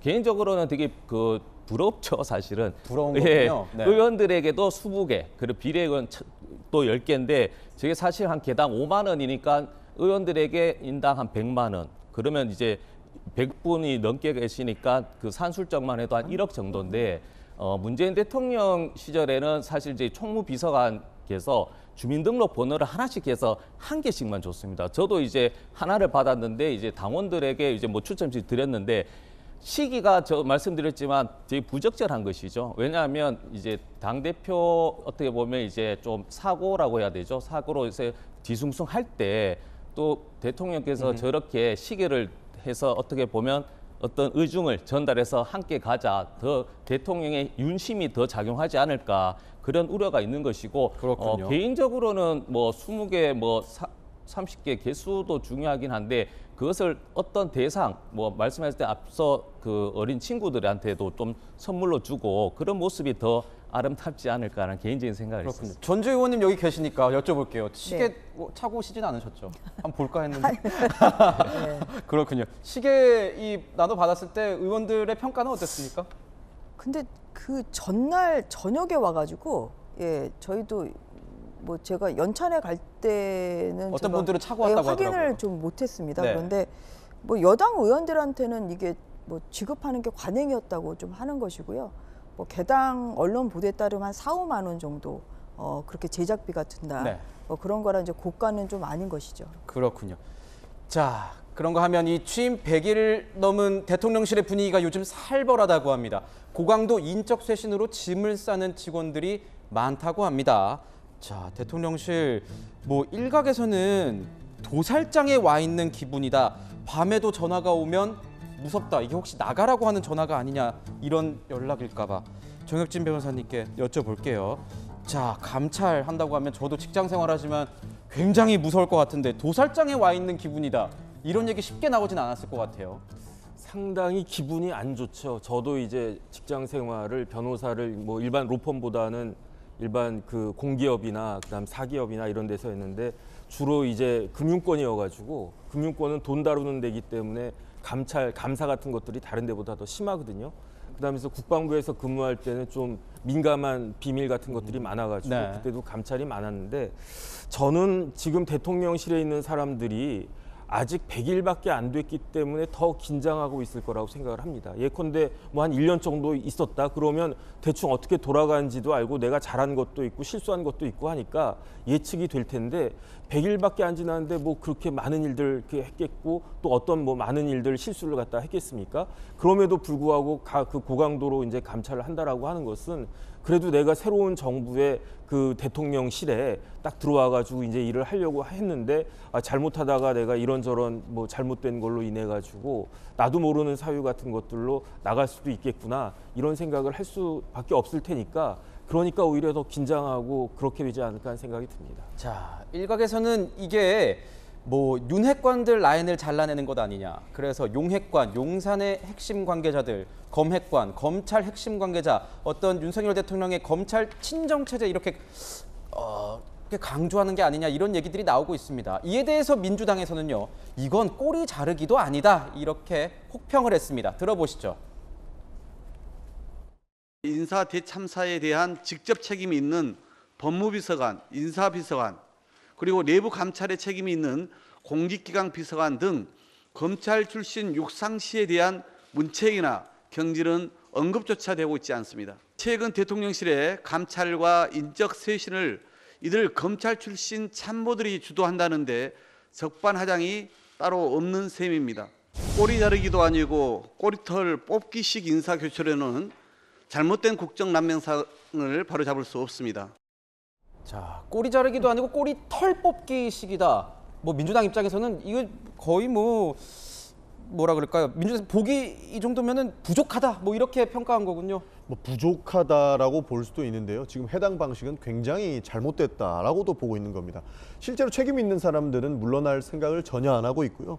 밑에서 그 열심히 일하고 있는 행정관이라든지 요원들한테 지금 이 모든 지지율이 떨어지는 이유를 더 씌우고 있다. 이렇게밖에 볼 수 없는 겁니다. 사실 지금 이렇게 인사를 검증하는 방식이 감찰이지 않습니까? 그러니까 윤석열 대통령께서 검찰총장이셨던 건 알겠고 그 근처에 측근들로 있는 분들이 검찰인 것은 알겠는데 지지율이 떨어지니까 분명히 우리 대통령은 잘못이 없으나 누군가 때문에 지지율이 떨어진다. 그러면 감찰해봐야 된다고 해서 칼질하고 또 칼질하고 또 칼질하는 방식으로 인사를 검증한단 말이죠. 이게 굉장히 위험한 방법인 게 분명히 대통령실은 대한민국 전반의 정책을 결정하는 그 중앙 컨트롤 타워이기 때문에 서로 소통하고 어떠한 방식이 중요한지 국민들께 물어봐야 되는 거고 대국회와의 소통도 원활하게 이루어져야 되는데 검찰들이 쓰는 방식으로는 굉장히 위험할 수가 있습니다. 그렇기 때문에 이런 방식으로 인사검증을 한다는 것은 오히려 소통을 단절하고 우리는 우리들만의 리그로 들어가겠다. 그러니까 여의도에서 파견온 사람들은 이제 제자리로 돌아가라 하고 감찰을 하는 것이 아니냐 이런 의심까지 들게 하는 것이죠. 그렇군요. 지금 보면 근데 행정관급 이하만 이렇게 꼬리 자르기는 아니죠. 이렇게 감찰을 하느냐 얘기가 나옵니다. 왜 검찰 출신이나 수석급들에 대해서는 이런 감찰도 향하지 않느냐, 무풍지대냐 이렇게 내부에서 지적이 나온다는데. 차차를 좀 보셔야 될 것 같고 왜냐하면 어느 정도 이제 검증을 하고 이 비서관이나 행정관들이 채용이 됐습니다만 이렇게 선발을 맞춰 보면 이게 업무 역량이 떨어지는 사람도 있을 수 있고요. 그 다음에 대통령실에 있다는 이유로 밖에 나가서 부적절한 그런 행동을 하는 그런 사람이 있을 수가 있죠. 네. 그래서 당연히 이것은 지금 뭐 민주당에서도 뭐 대통령실 쇄신하라 지금 이거를 뭐 얼마 전까지 했었어요. 그래서 그런 쇄신의 차원에서 업무 역량이나 아니면 대통령실에 부적절한 그런 행위를 한 사람에 대해서는 당연히 그것은 가려내야 되겠죠. 그리고 그 이후에 이제 이루어진 그리고 행정관뿐만 아니라 지금 정무비서관 2명도 이번에 또 사직을 하지 않았습니까? 그래서 그리고 이제 그 수석 비서관 같은 경우도 뭐 당장은 뭐 교체되는 분이 없습니다만 이제 또 여러 가지 면에서 업무 역량에 여러 가지 문제점이 있으면 그것은 또 차차 순차적으로 좀 이루어질 것이라고 보고 좀 그것을 좀 지켜봐 주시면 좋을 것 같습니다. 자, 김건희 여사 이슈부터 이 고강도 대통령실 감찰까지 이슈 계속 이어지고 있습니다. 돌직구쇼 함께해 주십시오. 자, 세 번째 이슈 키워드 보겠습니다. 자, 저희가 제목 이렇게 뽑았습니다. 3분간의 즉석 통화, 독재, 일담 불발? 이렇게 적었는데요. 자, 이진복 정부 수석이 어제 이재명 대표의 취임을 축하하러 국회를 방문했습니다. 이를 계기로 윤 대통령과 이 대표의 전화통화가 이루어졌는데 이른 시일 내 만남엔 공감하면서도 그 형식엔 이견을 보였다고 합니다. 자, 이 축하난을 전달하는 모습 먼저 보고 이야기 나누도록 하겠습니다.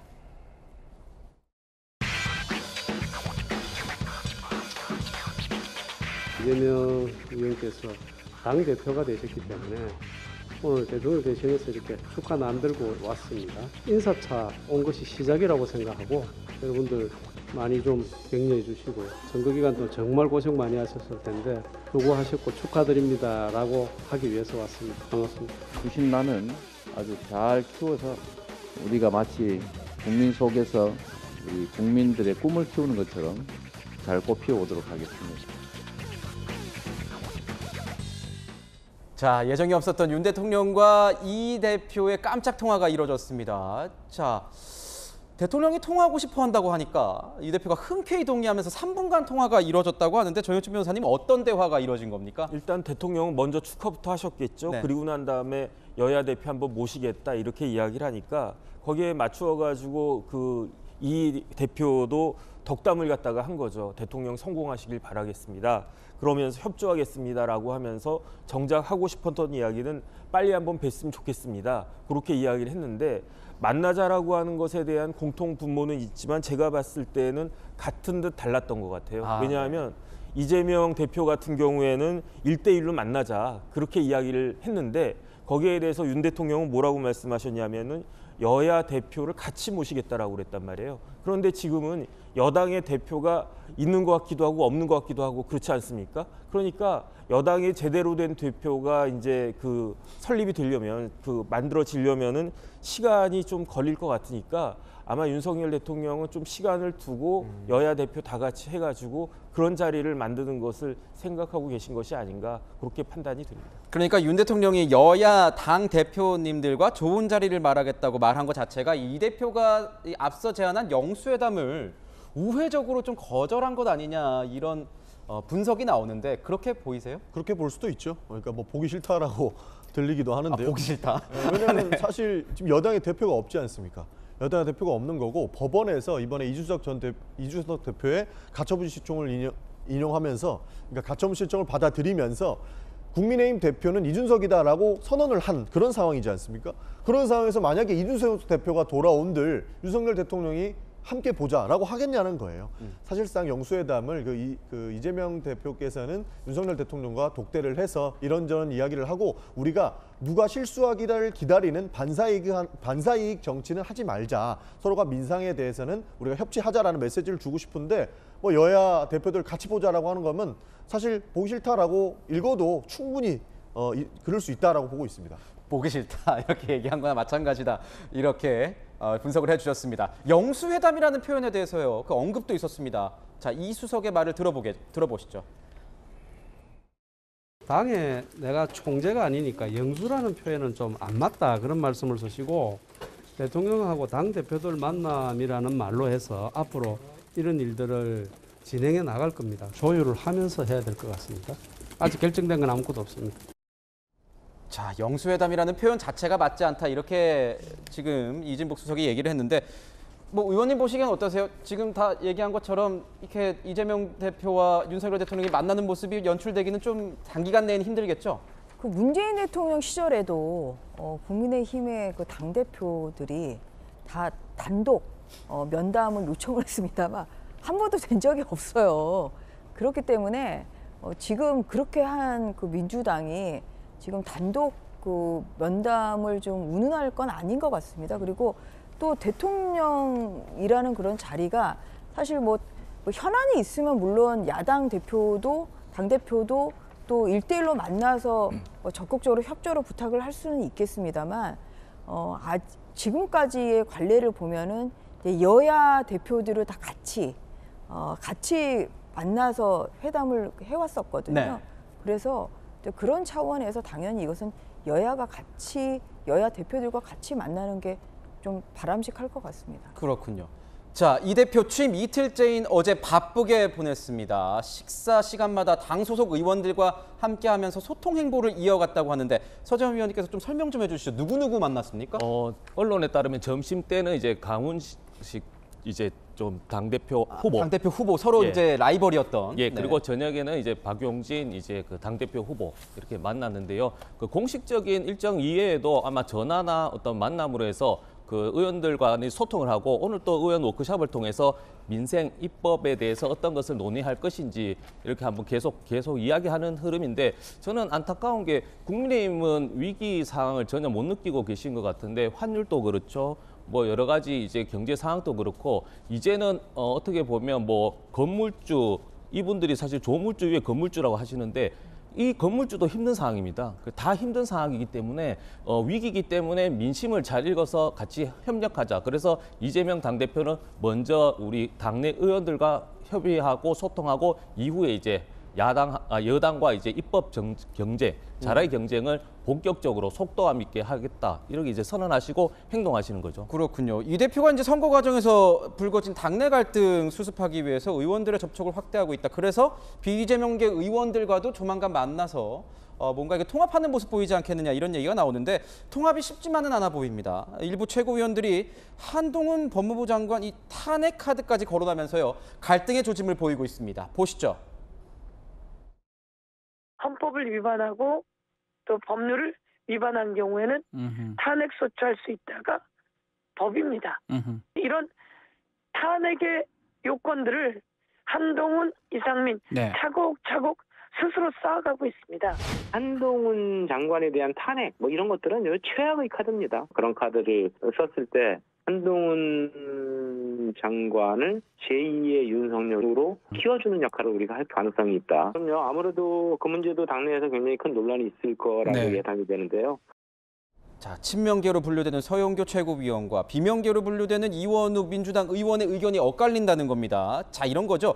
윤 대통령이 총장 시절에 추미애 장관과 이 대결 구도로 입지가 올라갔으니까 한동훈 장관을 이렇게 계속 공격하게 되면 민주당이 공격하게 되면 또 한동훈 장관의 입지가 올라갈 것이다. 그래서 비명계에서는 지금 친명계가 하는 것처럼 한동훈 장관은 공격해서는 안 된다. 뭐 탄핵 이런 거 언급해서는 안 된다. 이런 입장인데요. 어떻게 생각하십니까? 그러니까 굳이 입지 때문에 한동훈 장관 탄핵 이야기를 하지 말아야 된다 이런 것보다는 사실 법과 원칙을 이야기했던 정부에서는 당연히 법을 지켜야 되는 것이 맞는데 한동훈 장관은 시행령을 통해서 본인이 하고 싶은 대로 다 하고 있는 국면이거든요. 그러니까 이런 부분에서는 명확하게 지적을 하되 혹시나 오버하는 것처럼 보이는 행동들은 하면 안 된다. 뭐 그런 것들이 뭐 예를 들어서 탄핵이 될 수도 있는 것이고요. 그런 측면에서 좀 많은 의견들이 나오고 있는데 당연히 이런 부분들은 당 내에서 이야기를 해봐야 되는 부분인 거죠. 그러니까 토론도 해보고 물론 임에 불구하고 이제 여당에게도 사실 이런 부분은 충분히 문제가 있지 않냐라고 해서 여당과도 토론을 해야 되고 할 일이 많기 때문에 무조건적으로 한 개인의 의견을 당 공식 입장처럼 부풀려서 나가는 것은 부적절하다. 뭐 이 정도 의견이라고 보고 있습니다. 저는 그 서영교 최고위원님 보니까 갑자기 추미애 전 법무부 장관이 떠오르거든요. 그러니까 추미애 전 장관이 그 당시 윤석열 검찰총장을 압박을 해가지고 결국은 대선 후보로 만들어주고 대통령까지 만들어준 1등 공신이잖아요. 뭐 그런 것처럼 섣불리 저는 탄핵 이야기를 꺼내는 거는 그것은 오히려 한 장관을 오히려 입지를 더 높여준다고 생각하고 있습니다. 그리고 한 장관도 그 며칠 전에 법사위에 이제 나와서 뭐 제가 그 부분에 대해서 질의를 했습니다만 탄핵이 뭐 절차가 여소야대 현실이니까 민주당이 또 숫자의 힘으로 밀어붙이면 이거는 탄핵 소추까지는 할 수 있어요. 그래서 본인이 이제 그런 상황을 막을 수는 없지만 절차 안에서 정정당당하게 대응하겠다 이렇게 얘기를 했기 때문에 뭐 저희는 뭐 그러한 그 정말 당당한 그런 그 행보를 저는 기대를 하고 있습니다. 그렇군요. 한동훈 장관의 운명이 어떻게 될지 저희가 간략하게 짚어봤습니다. 자, 이번엔 뜨거운 소식들만 모은 핫쌈 시간입니다. 저희가 3개의 핫쌈 준비했는데 자, 첫 번째 요령의 여인이 있군요. 김혜경 씨 법인카드 유용 의혹 핵심 인물로 지목된 전직 수행비서 배모 씨에 대한 구속영장이 기각됐습니다. 자, 자세한 내용을 한번 살펴볼까요? 자, 배모 씨 영장 심사를 받기 위해 어제 처음으로 카메라 앞에 모습을 드러냈는데요. 취재진의 질문에는 시종일관 침묵을 유지했는데 당시 현장 가보겠습니다. 법인카드 사적으로 유용하냐면 인정하십니까? 김혜경 씨가 지시한 겁니까? 경기도청에서 본인이 맡았던 업무가 뭡니까? 억울한 점은 없으십니까? 김혜경 씨하고 사적으로 연락 주고받은 적 있습니까? 저기 법인카드 사적 이용 등을 모두 부인하시는 거예요? 네? 김혜경 씨가 지시했습니까? 아니 잠깐만요. 기각된 사람한테 경찰한테 부른 경우 못 봤습니다. 신경한 말씀만 부탁드리겠습니다. 거기 공직수사 생활 수행하시면서 잘못된 거 하나도 없다고 생각하십니까? 법인카드 이용 의혹 모두 부인하신 거예요? 김혜경 씨 지시 없었습니까? 김혜경 씨 지시 없었습니까? 아이, 법인카드 사적 이용 의혹 모두 부인하셨어요? 아 잠깐만, 기각된 피의자한테 이렇게 보는 경우 어디 있습니까?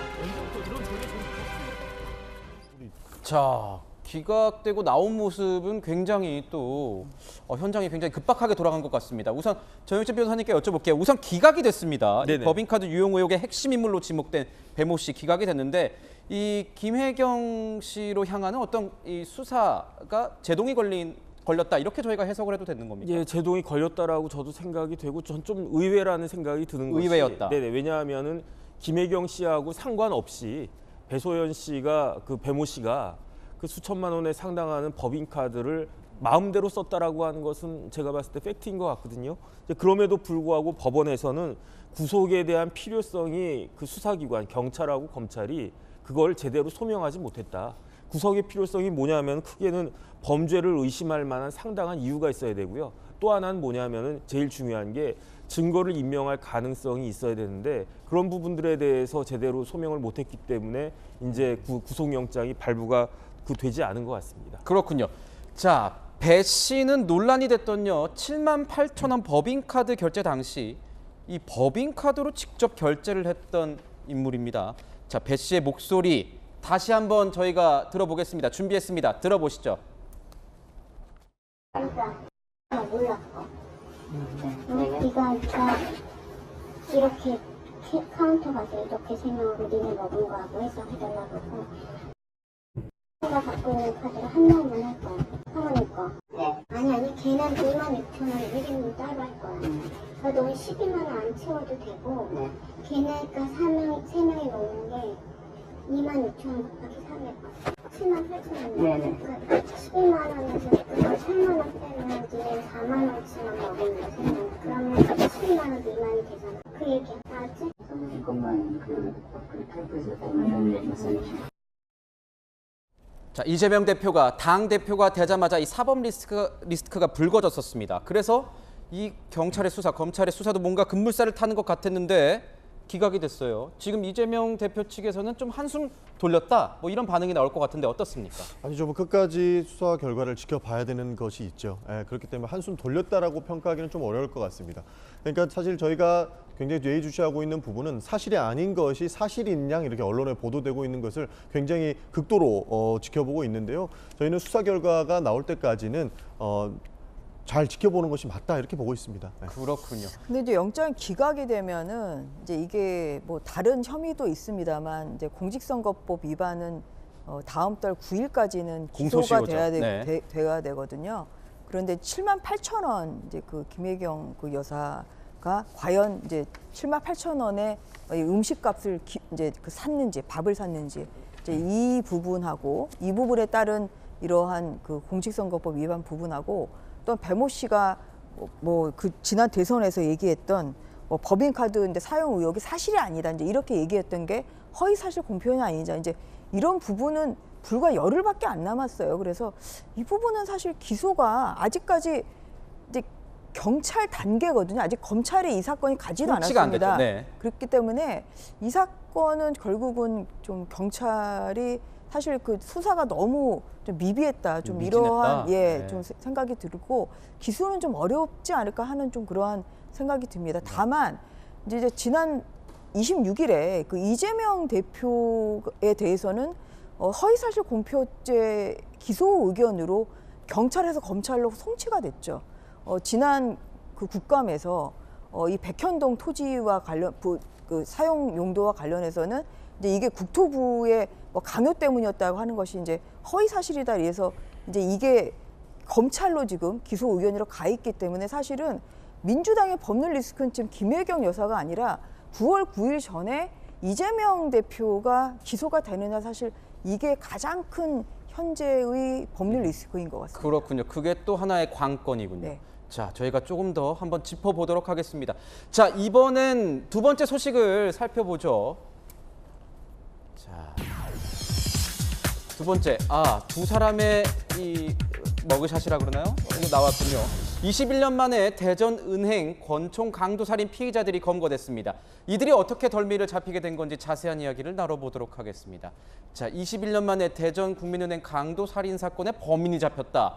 자, 이제 그들의 신상 저희가 아까 사진으로 보여드렸는데 어떤 사건을 저질렀길래 신상 공개까지 되는 것이냐가도 궁금하기도 하고, 자, 범인들 몽타주와 사진이 거의 똑같아요. 네. 어떻게 보셨습니까? 변혁진 변호사님께서 보시기에는요. 참 몽타주 되게 비슷해요. 뭐 몽타주도 그렇고 네. DNA를 10몇 년 만에, 거의 20년 만에 찾아내가지고 범인을 검거한 거니까 참 과학 기술이라고 하는 것이 발전했구나, 그 생각이 듭니다. 완전 범죄는 없습니다. 이게 2001년 12월 사건이거든요. 그때 그 권총 강도가 있었어요. 그래서 국민은행 과장이 피살되고 3억, 당시 20년 전에 3억이면 큰 돈이지 않습니까? 그 돈이 탈취가 됐는데 그 권총을 어떻게 입수를 했느냐? 경찰한테 뺏은 거였거든요. 지나가던 경찰을 차로 치었다, 이런 네네. 얘기가 나오죠. 그러니까 아주 대담한 사람들인데 그럼에도 불구하고 단서가 거의 없었어요. 전혀 없었는데 그러다가 이제 마스크에서 10몇 년 만에 그 DNA를 검출해가지고 그 DNA에 기초해가지고 범인들을 검거했다라는 그런 이야기입니다. 그렇군요. 자, 완전 범죄를 꿈꿨을 것 같습니다. 21년이나 지났는데 잡히지 않았었으니까요. 그런데 이 발목을 잡은 건 결국은 DNA였습니다. 자, 범행 당시에 사용했던 마스크 손수건에서 나온 DNA, 누구 건지 몰랐다가 경찰이 다음에 이 불법적으로 이루어지는 어떤 단속을 했는데 그쪽에서 발견된 담배꽁초에서 발견된 DNA와 일치한 걸로 나왔던 겁니다. 자, 2017년에 그게 확인이 됐는데 5년 동안 그러면 경찰은 뭘 했던 겁니까? 계속 뒤쫓았던 게 5년인 건가요? 네, 그 언론에 보면 한 15,000명 그 당시 그 있는데 일일이 다 이제 확인을 불법 도박장에 그렇죠. 드나들었던 사람들 15,000명을 일일이 확인했던 거고. 네, 맞습니다. 그 확인해서 그 이제 계속 좁혀 나갈 거고 이제 3월에 이제 그 확정을 잡아서 이렇게 해결하신 건데 저런 거는 사실은 경찰이 그걸 포기하지 않고 의지적으로 오랫동안 했기 때문에 저런 것이 범죄 예방 효과도 있는 것이고 저런 부분 때문에 이제 대한민국이 좀 더 투명하고 더 깨끗하고 안전한 사회가 되는 것이죠. 자, 경찰은요, 이 사건에 대해서 이렇게 얘기했습니다. 21년 만에 사건을 해결할 수 있었던 이유는 경찰의 집념 때문이었습니다. 들어보시죠. 15,000여 명을 대상으로 5년간 끈질기게 추적 수사를 진행하였습니다. 올해 3월 이정학을 유력한 용의자로 특정할 수 있었고 이정학 검거 이후 이승만이 공범이라는 진술을 확보하여 이승만을 긴급 체포하게 된 것입니다. 21년간 미궁에 빠졌던 사건의 해결로 억울한 죽음에 작은 위로를 드릴 수 있게 되어 참으로 다행이라 생각합니다. 자, 뭐 과학 수사도 발전해서 뭐 한몫했긴 했지만 끈질기게 추적하니 경찰의 집념 덕이 아니겠느냐, 이렇게 생각이 드는데, 자, 전재 의원님 보시기에는 지금 남은 사건들 뭐가 있을까요? 여기 사건 관련해서 추가 공범 여부가 나올 수도 있지 않을까 싶기도 하고, 이 사람들이 뭐 도피 아닌 도피를 하면서 유사 범죄를 했을 가능성도 있지 않습니까?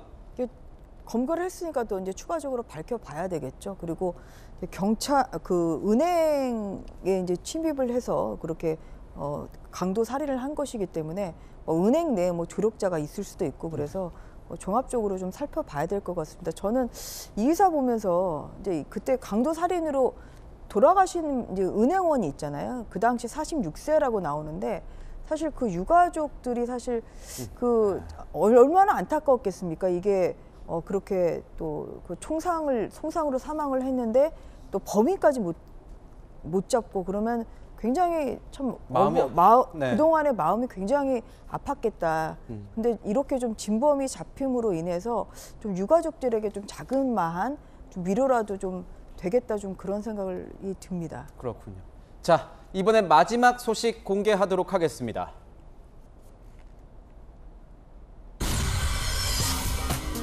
아하, 요즘 뉴스에서 잠깐 봤던 어떤 작가님의 사진을 저희가 가지고 와봤습니다. 당구 선수 출신, 이제는 정치인이죠. 차유람 씨의 남편이자 이 외모 품평으로 논란이 됐었던 이지성 작가입니다. 자, 이번엔 같은 아파트 이웃 주민들에게 피소를 당했다고 하는데요. 정혁진 변호사님께 좀 여쭤볼게요. 어떤 내용으로 피소를 당한 겁니까? 그러니까 이제 아파트를 샀는데 뭐 복층짜리 아파트라고 하니까 아주 좋은 아파트인 것 같아요. 그래서 이제 좋은 아파트 샀으니까 좀 좋게 고치려고 했는데 그거를 과하게, 왜냐하면 건축법상으로 아주 주요 구조물 같은 것들은 허가를 받아야지 그 인테리어 공사를 할 수 있거든요. 그런데 그런 구조물에 대해서 제대로 이제 허가를 안 받았다 그러는 것 같고, 그다음 또 이제 주민들한테 피해도 발생했다라고 했는데 결국은 주민들은 난 피해를 입었다라고 주장하는 거고, 이지성 작가 같은 경우는 그거는 우리 때문에 된 것이 아니다. 그러면서 서로 간에 뭐 업무 방해에다가 뭐 이런저런 굉장히 이제 잡음이 많이 있는 것 같습니다. 그렇군요. 자, 이지성 작가 같은 경우에는 최근에 국민의힘 연찬에 연사로 갔다가 논란이 된 바가 있었습니다. 외모 품평 논란이 있었는데 어떤 발언이었는지 저희가 준비했습니다. 들어보시죠.